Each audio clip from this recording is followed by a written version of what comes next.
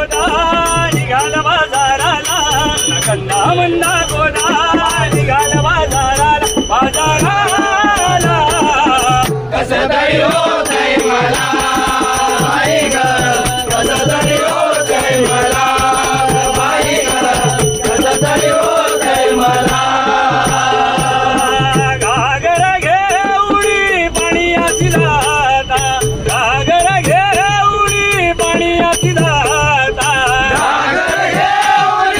पाण्याची धारा घागर घेऊन पाण्याची धारा वाटेत बाई काना उभा होता